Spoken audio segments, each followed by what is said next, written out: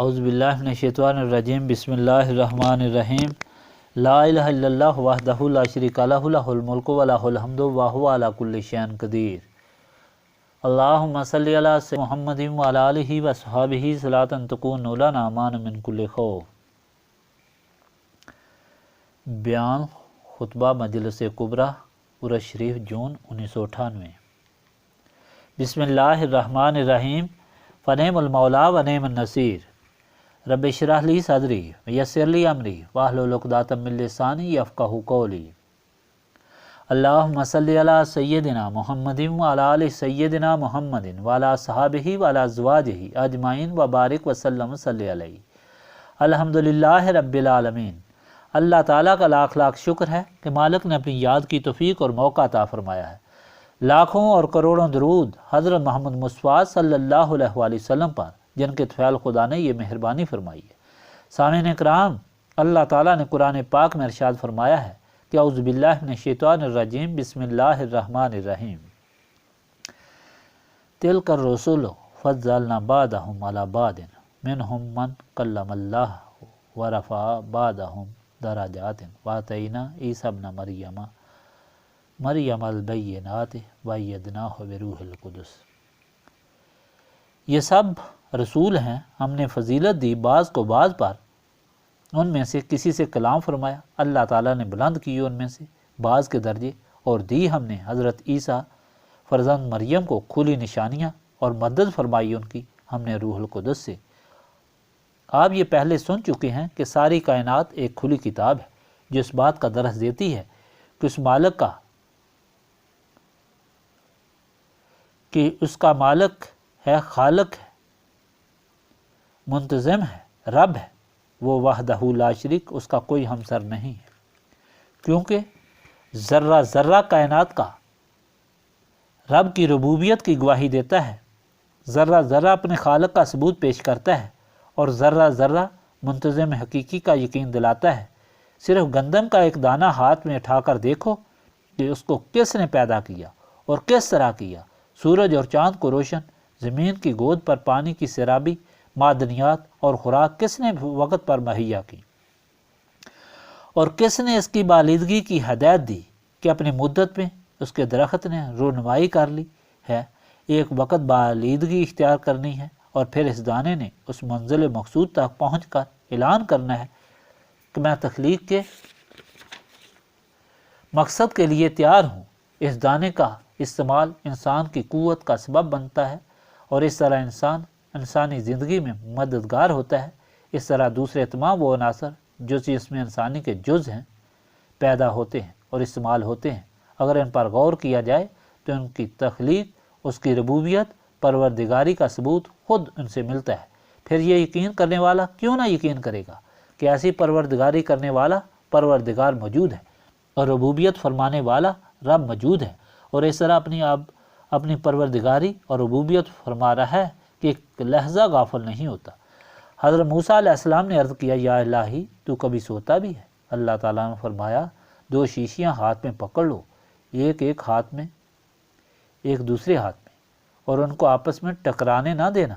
اور فرشتوں کو حکم فرمایا کہ حضرت موسیٰ کو نہ سونے دینا۔ ایک وقت تک حضرت موسیٰ نے ضبط کیا، مگر جب نیند کا سخت غلبہ ہوا، آنکھ لگ گئی اور دونوں شیشیاں ٹکرا کر ٹوٹ گئیں، تو اللہ تعالیٰ نے فرمایا، ساری کائنات کی نگہبانی کرنے والا کس طرح سو سکتا ہے؟ ایسا پروردگار، ایسا رب جو چیونٹی سے لے کر حضرت انسان کی پروردگاری اور ربوبیت فرماتا ہے، یہ کیسے ممکن ہو سکتا ہے کہ اس کی موجودگی کا کوئی انکار کرے؟ یہ عقل کے خلاف ہے کہ پروردگاری موجود ہے مگر پروردگار نہیں، حکمت موجود ہے مگر کوئی حکیم نہیں، عمل موجود ہے مگر عامل نہیں، نظام موجود ہے مگر ناظم نہیں، قیام موجود ہے مگر قیوم نہیں، عمارت موجود ہے مگر معمار نہیں، نقش موجود ہے مگر نقاشی نہیں۔ یہ بات وہی کر سکتا ہے جس کے دل و دماغ ظلمت کے پردوں میں مستور ہوں اور روشنی کی کوئی چمک باقی نہ ہو۔ یہی وجہ ہے کہ مالک نے اپنی ذات کے اثبات کے لیے انسان کو اندھیرے سے نکالنے اور روشنی سے منور کرنے کا سبب بنایا، تاکہ روشن دماغ پروردگار کی پہچان اپنی ذات کی پہچان سے کرے، اس طرح وہ کامل انسان بنے۔ یہ کیسے ممکن ہے کہ جو مالک اپنے فیضان سے ایک ایک ذرے کو سراب کرتا ہے، ایک چونٹی کے لیے کارسازی کرتا ہے، انسان کے جسم کے لیے سارے انتظام فرماتا ہے، اور انسان کو روح کی زندگی اور سرابی کا انتظام نہ ہو، زمین مردہ ہو، بارش رحمت برسا کر اسے زندہ کرتا ہے، مگر روح انسان کی زندگی کا اسمان نہ بنائے، جسمانی ضروریات کو پوری اصلاح کرتا ہے، جس طرح میں نے بیان کیا، جو روح کی مردگی دور کرنے کے لیے، روح کو سراب کرنے کے لیے، اپنے نور کے فیضان کی بارش کرنے کے لیے اپنے رسولوں کو بھیجتا ہے، اور یہ اس کا قانون ابتدائے آفرینش سے ہے۔ یہی ضرورت پوری کرنے کے لیے حضرت نوح علیہ السلام تشریف لائے، یہی ضرورت پوری کرنے کے لیے حضرت ابراہیم علیہ السلام تشریف لائے، یہی ضرورت پوری کرنے کے لیے حضرت موسیٰ علیہ السلام تشریف لائے۔ وہ یہی ضرورت ہے جس کے لیے حضرت ابراہیم علیہ السلام نے دعا کی، ربنا وابعث فیہم رسولا منہم یتلو علیہم آیاتک ویعلمہم الکتاب والحکمۃ ویزکیہم انک انت العزیز الحکیم۔ اور اللہ تعالیٰ نے حضرت محمد صلی اللہ علیہ وآلہ وسلم کو بھیجا مردہ اور پیاسی روحوں کو سراب کرنے کے لیے اور زندگی کو بخشنے کے لیے احسان فرمایا۔ لَقَدْ مَنَّ اللَّهُ عَلَى الْمُؤْمِنِينَ إِذْ بَعَثَ فِيهِمْ رَسُولًا مِّنْ أَنفُسِهِمْ يَتْلُو عَلَيْهِمْ آيَاتِهِ وَيُزَكِّيهِمْ وَيُعَلِّمُهُمُ الْكِتَابَ وَالْحِكْمَةَ وَإِنْ كَانُوا مِنْ قَبْلُ لَفِي ضَلَالٍ مُّبِينٍ۔ لیکن شیطان روز ازل سے ہی انسان کا دشمن ہے، اس نے اللہ تعالیٰ کی اس رحمت سے محروم کرنے کے لیے انسان کو گمراہ کر دیا۔ بھٹکی ہوئی انسانیت نے بجائے راہ ہدایت حاصل کرنے کے، کھلے معجزات دیکھنے کے، پھر بھی انکار کر دیا۔ پہلے پروردگار سے انکار کیا، اب اس کی پروردگاری سے بھی انکار کر دیا، اور تاریخی عالم اس بات کی گواہ ہے۔ ایسے لوگ اللہ تعالیٰ کے غضب سے نیست و نابود ہوئے اور ان کی جگہ دوسری قومیں پیدا ہوئیں۔ تاریخ یہ بھی گواہی دیتی ہے کہ لوگوں نے یہ عالم دیکھ کر توبہ کی، ڈر گئے، اطاعت الہی اختیار کی، اللہ تعالیٰ کا شکر کیا اور اللہ تعالیٰ کی اس رحمت کی اطاعت کی جس کو رسول پاک صلی اللہ علیہ وآلہ وسلم کہا جاتا ہے۔ مگر شیطان نے دوسرا داؤ لگایا کہ یہ لوگ بڑی طاقت والے ہیں، ان کی سرتابی کفر ہے، گناہ ہے، کیونکہ یہ تو وہ کام کر سکتے ہیں جو اللہ تعالیٰ کرتا ہے، کیونکہ معجزات تو ہمیشہ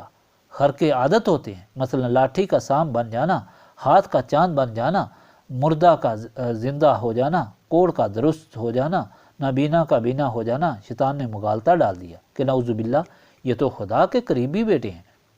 اس کے شریک ہیں، اور اب کی مخلوق کو پھر غضب کا شکار بنا دیا۔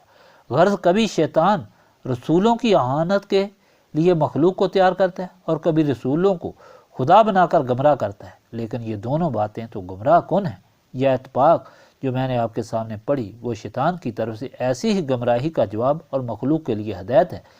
اللہ تعالیٰ نے فرمایا ہے کہ یہ لوگ تمہاری ہدایت کے لیے اللہ تعالیٰ نے بھیجے، یہ عام لوگوں کی طرح نہیں، یہ اللہ تعالیٰ کے رسول ہیں، اس لیے یہ بڑی طاقت اور عظمت والے ہیں۔ اللہ تعالیٰ کے نزدیک ان کی بہت قدر ہے، ان کو بہت طاقت عطا ہے، اللہ تعالیٰ ان کی ہر بات مانتا ہے، یہ بڑے بڑے درجوں والے ہیں۔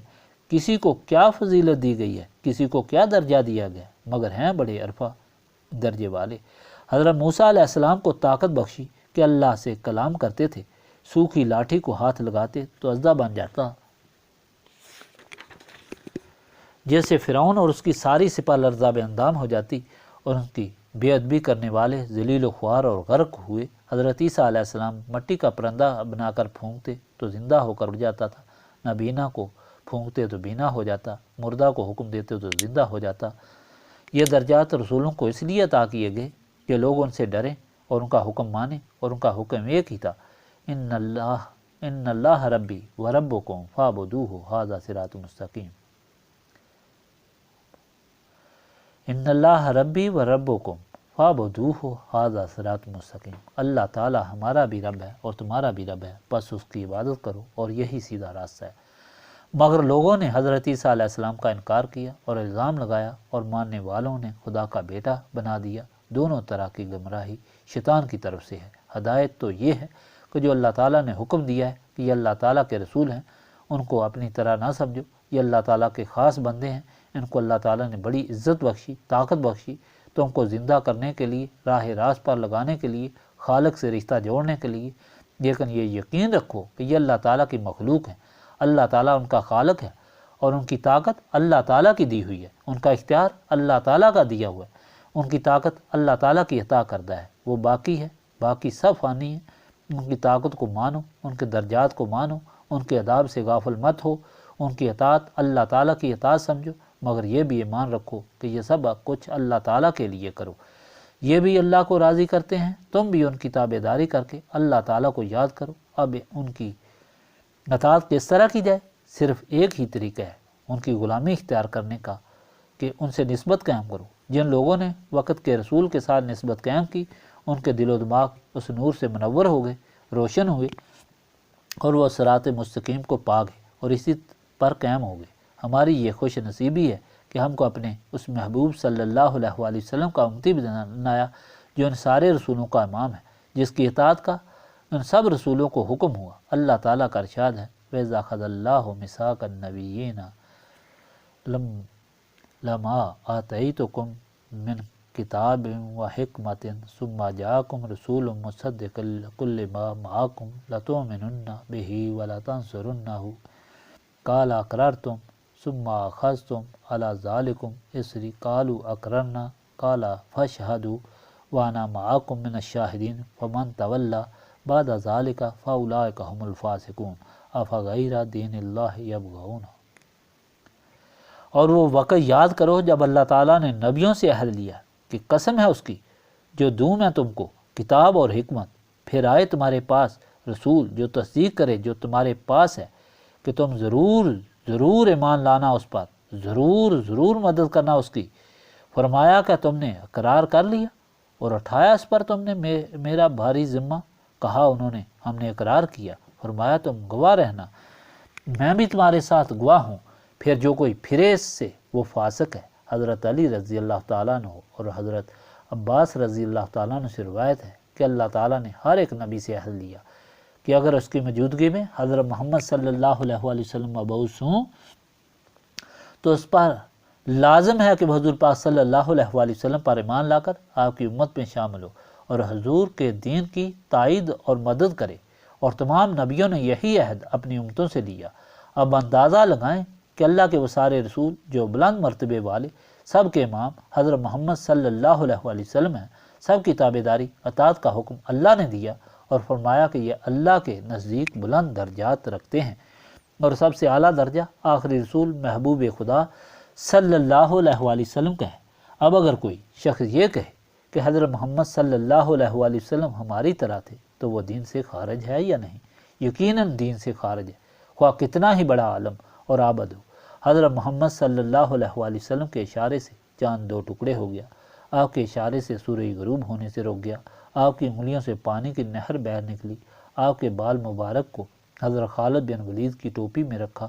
تو لاکھوں سپاہیوں پر فتح حاصل کی، آپ کی لب مبارک حضرت علی کی آنکھوں پر لگی تو پلک جھپکنے میں شفا ہوئی، آپ نے جنگ میں صحابی کی نکلی ہوئی آنکھ واپس رکھی تو درست ہوگی،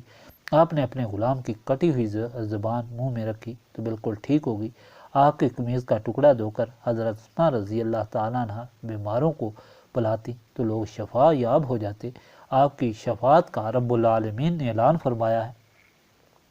کہ قیامت میں جب ہر طرف سے مایوسی ہوگی تو آپ کو مقام محمود پر کھڑا کیا جائے گا اور شفاعت کی اجازت ہوگی، اور حضور پاک صلی اللہ علیہ وآلہ وسلم نے فرمایا جو میری شفاعت سے انکار کرے گا وہ میری شفاعت سے محروم ہوگا۔ آپ نے فرمایا میری شفاعت گنہگاروں کے لیے ہوگی۔ اللہ تعالیٰ نے فرمایا حضور پاک صلی اللہ علیہ وآلہ وسلم کی برہان ہیں کہ حضور اللہ تعالیٰ کی برہان ہیں، دلیل ہیں، ثبوت ہیں۔ اگر ثبوت ہی نہیں تو حقیقت کس طرح ہوگی؟ دلیل ہی نہیں تو دعویٰ کس طرح ہوگا؟ گویا آپ کی موجودگی کا انکار کرنے والے اللہ تعالیٰ کا انکار کرنے والے اور کافر ہیں، آپ کو اپنی طرح انسان سمجھنے والے کافر ہیں، آپ کو بے اختیار اور بے بس سمجھنے والے کافر ہیں، آپ کو مر کر مٹی میں ملنے والے کہنے والے کافر ہیں۔ اس لیے کہ ایسا یقین، ایمان اور اللہ تعالیٰ کے حکم کے خلاف ہے، ایسے لوگ نسب رسولی صلی اللہ علیہ وآلہ وسلم سے محروم ہیں، شیطان کے غلبے سے ظلمت میں ڈوبے ہوئے ہیں، اور انہیں چمگادڑ کی طرح آفتاب عالم تاب کی روشنی دکھائی